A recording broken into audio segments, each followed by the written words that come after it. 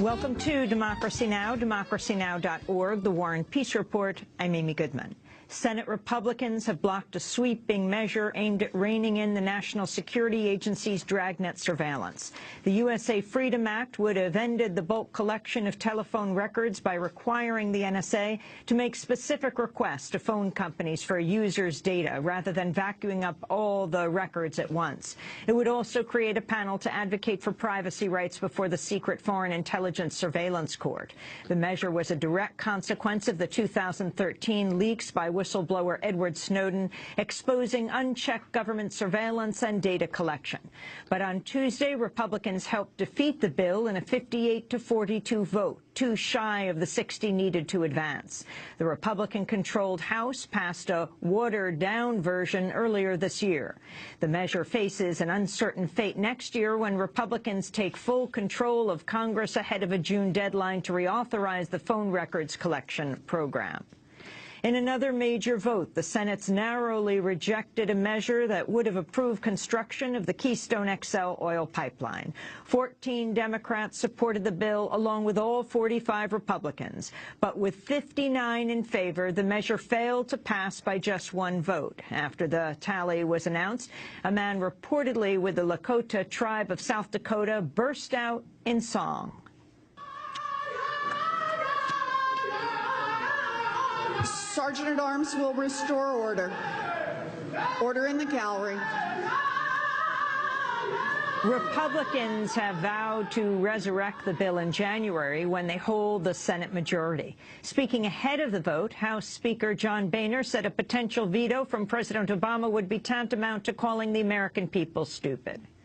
A Keystone Pipeline veto would send the signal that this president has no interest in listening to the American people.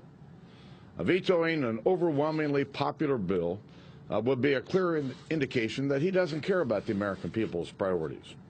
It would be equivalent of calling the American people stupid. We'll have more on the Senate's Keystone XL vote later in the broadcast. The unrest that has gripped Jerusalem has escalated after a deadly attack on 5 Israeli civilians.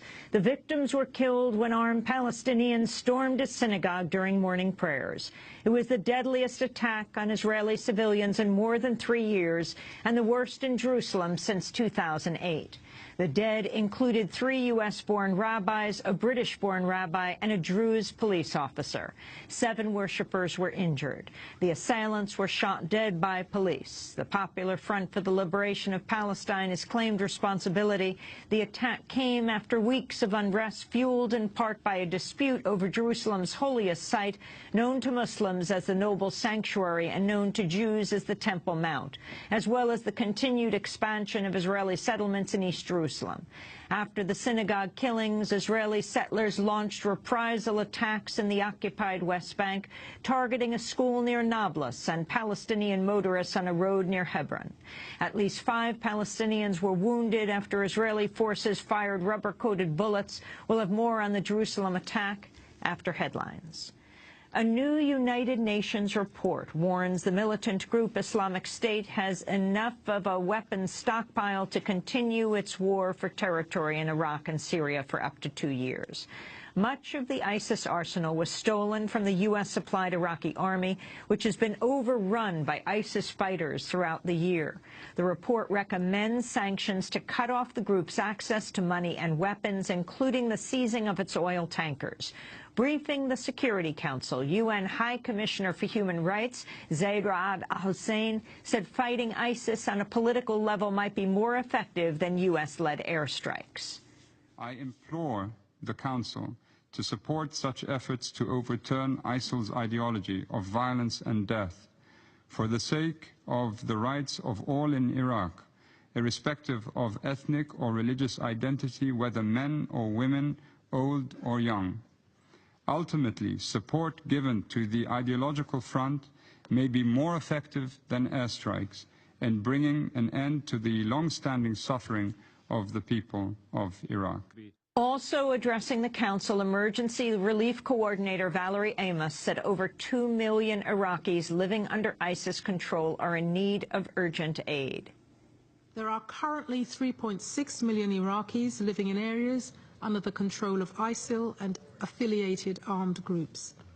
2.2 million of them are in urgent need of humanitarian assistance. And despite acute needs, including for shelter, health and food in areas most impacted by the conflict, only meagre amounts of assistance have been delivered to areas under ISIL control to date. India and Cuba have reported new cases of Ebola in citizens who are in West Africa. A Cuban doctor will be treated in Geneva after contracting the disease in Sierra Leone, where he was a member of Cuba's 165-member medical team. Meanwhile, an Indian man is being held in isolation at Delhi's airport after recovering from Ebola in Liberia. The Obama administration's asked Congress to approve $6.2 billion in funding for the international Ebola response. On Tuesday, President Obama urged lawmakers to approve the request before the December recess. Although we should feel optimistic about our capacity to solve the Ebola crisis, we cannot be complacent simply because the news attention on it has waned. We have to stay with it, and that's why I'm calling Congress to make sure that it approves before it leaves the emergency funding request that we put forward to respond to Ebola both domestically and internationally. The United Nations has approved a landmark measure to seek the potential prosecution of North Korean officials for crimes against humanity. On Tuesday, the United Nations General Assembly voted to refer abuses by the North Korean regime to the International Criminal Court. It comes months after a UN investigation found North Korean leaders could be guilty of major crimes, including state-sanctioned killings, starvation, and torture. The final vote, 119 to 19, with 55 abstentions. Cuba was among the countries to oppose the measure, calling it a, quote, tool to sanction and condemn developing countries. Missouri Governor Jay Nixon has appointed a commission to make recommendations for dealing with the social and racial justice issues raised by the killing of unarmed teenager Michael Brown. Nixon unveiled the 16-member panel Tuesday. Let us heal the divisions exposed by the death of Michael Brown and use this defining moment as the moment we begin to walk a different path. While they are clearly a diverse group, they are united by the shared passion to promote understanding, to hasten healing, to ensure equal opportunities in education and employment, and to safeguard the civil rights of all of our citizens. The move comes just one day after Governor Nixon declared a state of emergency in Missouri ahead of the grand jury's pending decision on whether to indict the officer who killed Michael Brown. Darren Wilson. Local gun sellers are again reporting a spike in weapon sales as the decision nears. One store says it sold 2 to 3 times more weapons than normal in recent weeks, an average of 30 to 50 per day. Missouri has executed death row prisoner Leon Taylor after his last-minute appeals were denied. Taylor was convicted for the 1994 murder of a gas station attendant in Kansas City.